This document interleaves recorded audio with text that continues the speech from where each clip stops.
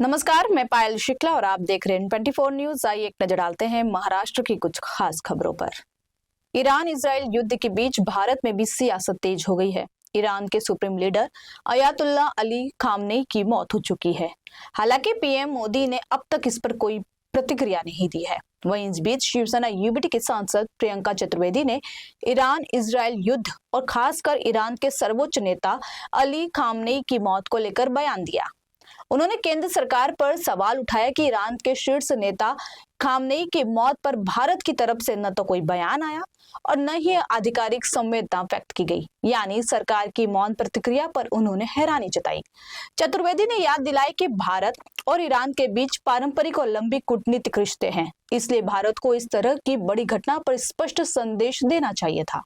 उन्होंने यह भी संकेत दिया कि ऐसी वैश्विक घटनाओं के प्रभावों को गंभीरता से समझना जरूरी है और केवल खामोश रहना ठीक नहीं है। शिवसेना यूबीटी सांसद प्रियंका चतुर्वेदी ने अपनी एक्स पोस्ट में लिखा कि अगर ईरान के साथ हमारे अच्छे संबंध है तो अयातुल्ला खामनेई के निधन पर संवेदना संदेश क्यों नहीं दिया गया, क्यों अभी तक डिप्लोमेटिक रुख अपनाया रखा गया है।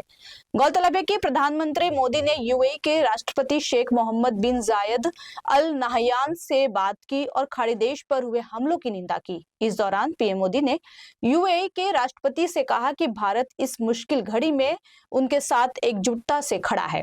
पीएम मोदी ने खाड़ी देश में रहने वाले भारतीय समुदायों की सुरक्षा सुनिश्चित करने के लिए यूएई के राष्ट्रपति को धन्यवाद दिया। पीएम मोदी ने इजराइल के प्रधानमंत्री बेंजामिन नेतन्याहू से बात की और क्षेत्र में मौजूदा स्थिति पर भी चर्चा की। हालांकि विपक्ष का मुख्य तर्क यह है कि भारत हमेशा गुटनिरपेक्षता और संतुलन की नीति पर चलता रहता है, लेकिन खामनेई की मौत पर पीएम की ओर से प्रतिक्रिया न आना इस संतुलन को बिगाड़ सकता है। प्रियंका चतुर्वेदी और अन्य विपक्षी नेताओं का मानना है कि केवल इजराइल और यूएई के प्रति सहानुभूति दिखाना भारत के दूरगामी हितों को प्रभावित कर सकता है। अब देखना यह होगा कि विदेश मंत्रालय इस आलोचना पर क्या प्रतिक्रिया देता है।